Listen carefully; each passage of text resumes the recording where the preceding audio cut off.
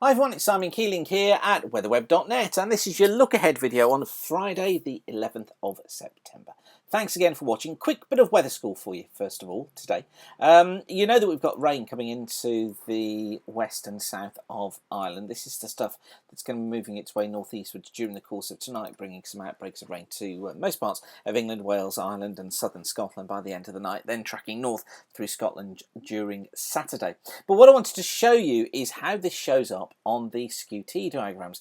There's a satellite picture showing the cloudier, wetter air, of course, because there's lots of clouds, so that means that it's moist and wet, out towards the west, and the drier air off towards the east. Just look at the skew-Ts here.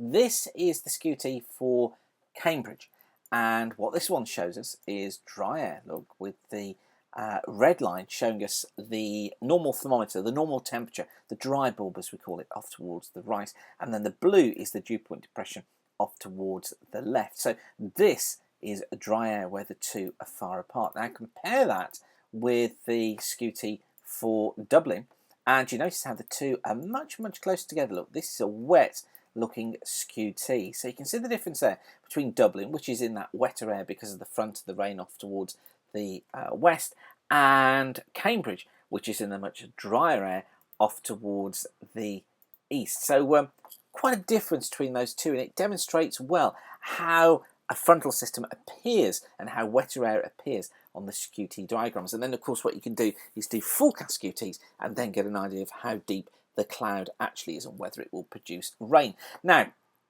moving on, thank you for letting me indulge myself there in a little bit of weather school. This is the 7 to 10 day means of the 500 millibar flow with the ECMWF on the left, GFS on the right, and you can see quite a bit of difference between the two. ECMWF goes for more of a straight flow across the Atlantic in 7 to 10 days. So this is taking us forwards from next Friday through to a week on Monday. And you notice there, look, what a strong jet coming across the Atlantic on the ECMWF. GFS making much more of the trough out in the Atlantic and resulting in a much stronger southwesterly flow at upper levels, which in turn builds the heights off towards the east here, gives us high pressure out here, low pressure in the Atlantic. But that not evident on the ECMWF. It's a feature that's much further towards the east and less so across the UK. Now, what happens when you get this situation? Which one of these two do you choose? Well, evidence is suggesting at the moment that the GFS is a little bit too keen on troughing things out. It seems to be making troughs a little bit too deep. It's almost doing it again here, look, off the northwestern parts, or off the western parts of Canada, the northwestern parts of the States. It does it again with the trough there. So at the moment, I'm going along with the ECMWF idea. That also fits in more with the longer term ideas that we have. And if we pick up on the pressure charts,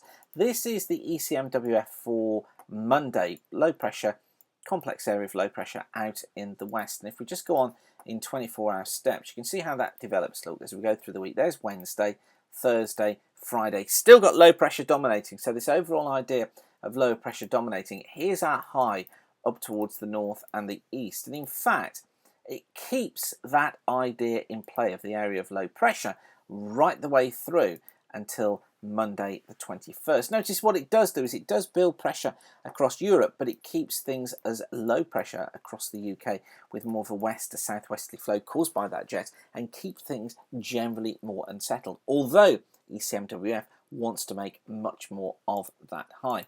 In fact, the ECMWF actually links in better with the CFS, which I'll show you in just a second. But where the GFS is falling down as well is in its predictions of rainfall totals. This is one of the problems with the GFS being a little bit too keen on troughing things out, and this is where you're going to come unstuck if you're looking at internet-based town forecasts, because so many of them are actually based on the GFS, and it just hasn't got a good handle on this. And it kind of worries me a little bit for the winter as we get into the winter. How is it going to handle troughs coming through? Is it consistently going to try and deepen them too much? This is the predicted rainfall from weatheronline.co.uk from the GFS up to close of play next Friday. And notice how it's got the wetter weather look across Scotland, through parts of Wales, through Ireland as well. High rainfall totals there, but I want you to notice these totals here, sort of 20 to 25 mil. Now look what the previous